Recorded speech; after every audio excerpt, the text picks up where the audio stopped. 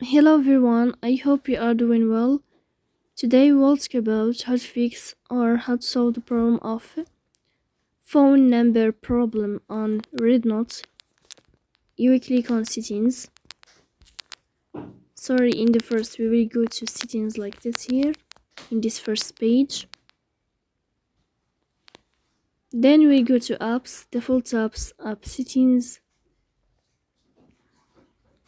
In this page you will scrolling down until you find this application of REDnote and you will enter here. After that, in this page of app info, you will click on first stop and you will click OK. Here you will enter to the window of storage. Then we click on clear cache. In the end, you can turn off your Wi-Fi and you can restart your Wi-Fi. So